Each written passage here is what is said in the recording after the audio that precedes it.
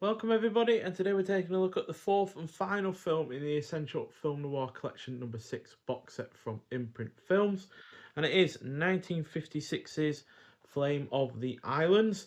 So this is again a worldwide first on Blu-ray, and it's directed by Edward Ludwig, who's I've only seen one other film from, and that was the same decade's The Black Scorpion, which will be a film that we'll be looking at with this month's Monster Mayhem series. But nonetheless, this is again a film noir crime film, clocks in at 90 minutes long, stars the likes of Yvonne DiCarlo, who was in the likes of Brute Force and Criss Cross, a pair of fantastic film noirs from the 1940s. You've also got Howard Duff, who was in 13 other films. He was also great in the likes of The Naked City, Woman in Hiding, Shakedown, and While the City Sleeps. We've also got Zachary Scott, who was in Mildred Pierce, and finally James Arness, who I've not seen another film noir from, but he was really rather great in the likes of The Thing from Another World as the titular The Thing, as well as Them.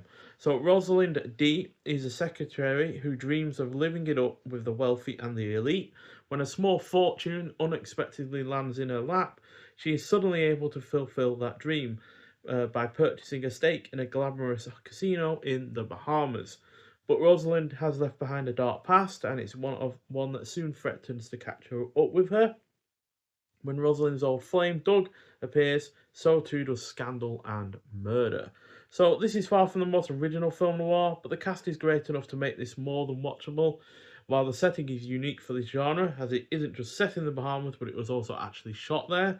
The characterization of our lead is also well executed, as it deals with a couple of taboo subjects that really were probably not all that much talked about at the time. I'm not going to get too much into them because I don't want to spoil the film. I found that it was really rather, made the film even more engaging, knowing not knowing how our lead character's backstory is going to play out. So I will save that for you to find out yourself, but it is just really, really well done.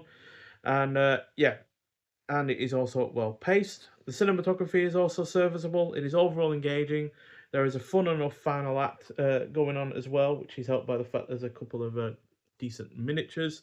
And the score is decent. Just a shame that with it being a Republic Pictures release, who were hardly known for making films with sizable budgets, I think they were known as a poverty row studio. Um, the production side of things is rather lackluster as a result of that. This is due to some rubbish stock footage being used for a fishing scene.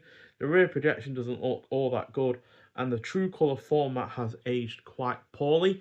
Um, so yeah, true color was like kind of the alternative to Technicolor in a way. And yeah, whether or not it's just because this film clearly hasn't had any restoration work done to it or not, but yeah, the true color format looks absolutely woeful at times. It's the colors are changing here and there in the scenes, um, and yeah, it's just really, really takes you out of the film for a large portion of it, and yeah, that's not helped by the fact that the quality of the film stock as well isn't all that great either. You got lines on the screen and such. So yeah, the true color format really does sap it of any kind of production quality. And you have to think that it's been set in the Bahamas. This should look gorgeous. It should look, really rather like like a holiday in certain respects. Like it's something that you dream about going somewhere to like that. And yet with the true color format, it just looks really rather dated and really really poor in a lot of ways, to be honest. So yeah, but I'm still going to give the film 3.5 out of 5. Like I said, I really do appreciate the cast, and the lead characterization is really rather solid. Um, and yeah, 1080p high definition presentation, but it's really rather bare bones in that respect.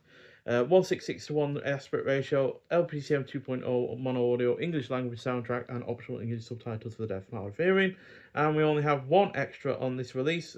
We have The Most Beautiful Woman in the World, video essay by film historian Philippa Berry from 2026, and that is about Yvonne DiCarlo.